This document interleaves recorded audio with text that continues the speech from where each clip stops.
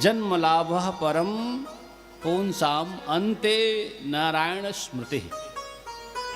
जन्म का, मनुष्य जन्म का बस ये उद्देश्य नहीं है कि भाई रिश्ते नाते बना लिया, धन कमा लिया, बस ये उद्देश्य नहीं है। ये तो है, जीवन को चलाने के लिए है, लेकिन सिर्फ यही उद्देश्य नहीं है। तो बोले जन्मे पुनः पुंसाम अंते नारायण स्मृति। जब अंत के समय में हम लोग सारे पूजा पाठ जब तब सिर्फ इसलिए करते हैं कि अंत के समय में भगवान का ध्यान हो जाए, भगवान नारायण का, भगवान शिव का, किसी भी देवता का ध्यान हो जाए, उनका नाम मुख पे आ जाए।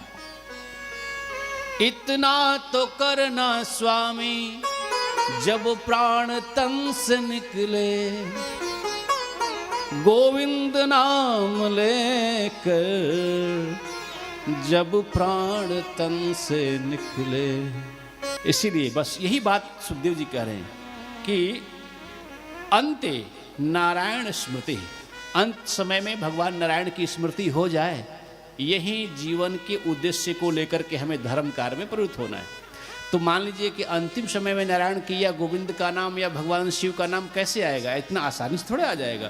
कहते हैं, शास्त्र कहता है कि आदमी का अंत समय बुढ़ापा आता है तो इंद्रिय शिथिल हो जाती है और शरीर में तीनों विकार बढ़ जाते हैं। तीनों विकार कौन से? तो कफ पित्त वात, जो पित्त कफ और वात जो होता है वो डिसबैलेंस हो जाता है। बहुत ज़्यादा कफ भर जाएगा, पूरे गले में नाक में कफ भर जाता है, जिससे आदमी बोल नहीं पाता है।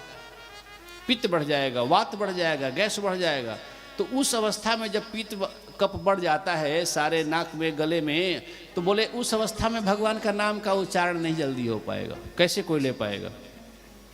तो फिर तो बोले ये तभी होगा जब जीवन भर उसका अभ्यास करेंगे, तो भले नाम नहीं होगा तो स्मरण रहेगा भगवान का।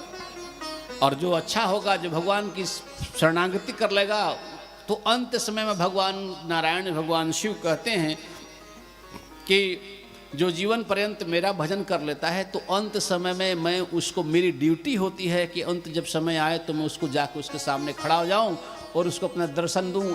और कोई नहीं देखेगा, जो व्यक्ति जाने वाला होता है वो दर्शन करेगा, वो नाम ले लेगा। भगवान कहते हैं मैं जाके याद दिला देता हूँ, अपना नाम उसके मुख में डाल देता हूँ, उसको दर्शन दे देता हूँ, उस पर कृपा करता हूँ।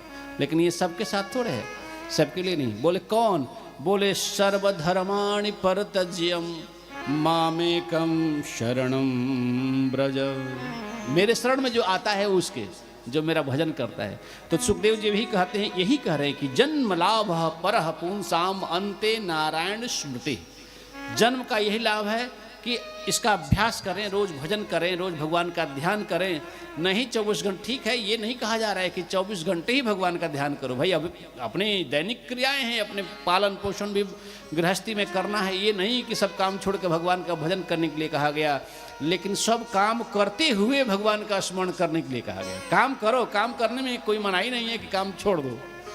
सब काम यशोदा मैया ऐसे ही करती थी, आगे कथा में आएगा। काम सब करना है, काम के लिए नहीं। ये तो कर्तव्य है, ये धर्म है, युवा अवस्था का धर्म है। धर्म भी कई होते हैं, किस अवस्था में क्या धर्म है, किस व्यक्ति के लिए क्या धर्म है।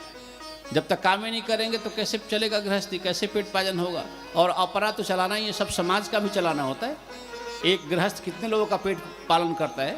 सब संत महात्मा, सबका संत महात्मा के पास कहाँ से आ जाएगा? कोई नौकरी करने गए हैं क्या महात्मा, या खेती कर रहे हैं? महात्माओं के पास भी तो गृहस्थ ही देते हैं। तो गृहस्थ जब तक कोई कर्मठ नहीं कर रहा, कोई काम नहीं करेगा, तो महात्मा संत और ये सारे समाज कैसे चलेगा? सबके लिए करना पड़ता है, ये कर्तव्य है। लेकिन सब काम करते हुए भगवान की स्मृति बनी रहे, और कुछ समय एकांत निकाल के भगवान का नाम का जप जो है, भगवान का स्मरण होता रहे। तो बस बोले, बस ये सबसे बड़ा उद्देश्य जीवन का है।